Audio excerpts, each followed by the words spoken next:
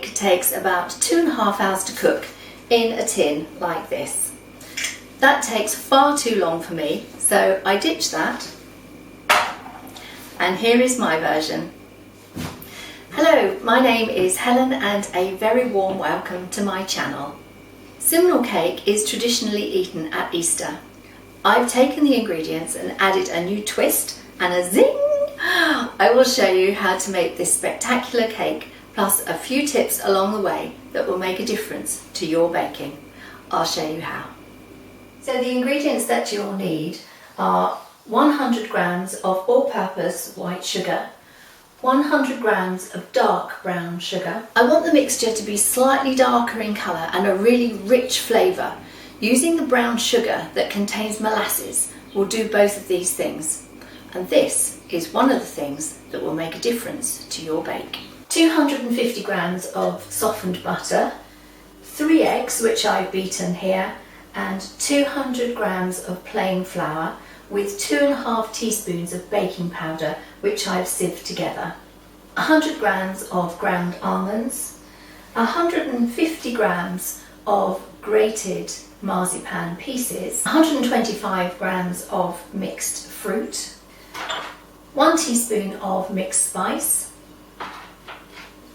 2 large lemons which I have zested and juiced, and I've kept a quarter of the juice back for the topping, and 50 ml of milk. Start by beating the butter and the sugar until it's pale and fluffy.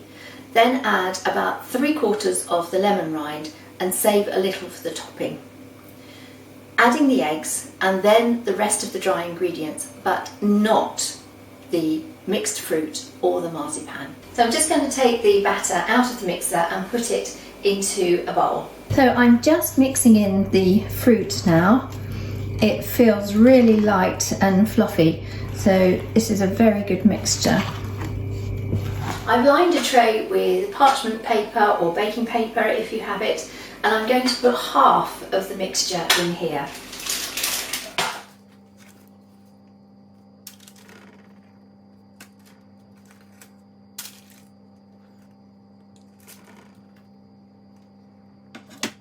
So I've put half of the batter into the baking tray, and now I'm going to put the grated marzipan on top.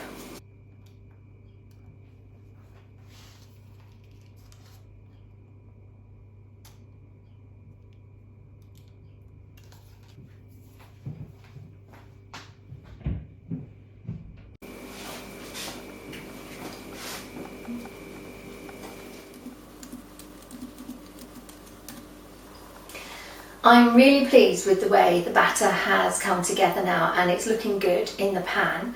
So the mixture now needs to go into a preheated oven, 180 degrees C, 160 fan, gas 4, and you need to bake it for about 35 to 40 minutes or until a knife inserted into the centre comes out clean. The cake has been out of the oven for a little while, but it's still warm.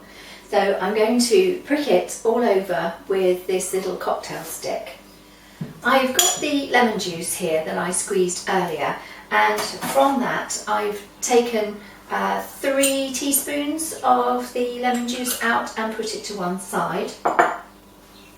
And in this bowl I have the 50 grams of caster sugar, and I'm going to add the lemon juice to that and give it a good mix. So with the lemon juice and the sugar now mixed together, I'm just going to spoon this over the cake. So I'm just going to let that soak in, and I'm just going to move it to one side while I do the icing. I've got 50 grams of icing sugar in here and about 3 teaspoons of lemon juice, so I'm going to combine them together. So this mixture should be quite liquid when you drop it from the spoon. So this part requires absolutely no artistic talent whatsoever. In fact, you can do it without even looking at it. So now I've got some of the lemon rind, and that's going to go on top of the icing. I'm going to be rolling out my marzipan for the small flowers with my stainless steel rolling pin, and I've got the 2mm blue ring on the end. I have actually done a review on this rolling pin if you were interested in something like this, and I put it in the description below. Well, here you can see the centre of the bake. It looks really good. It smells good too. So just having a little taste.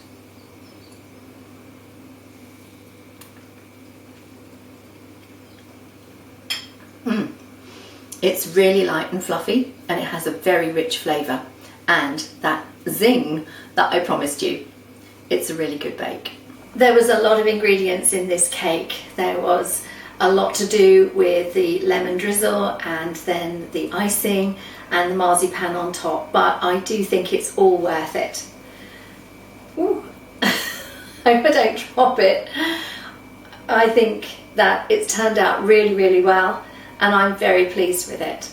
I hope that you will have a go at making this recipe and come on back and see what I'm baking next time. Bye!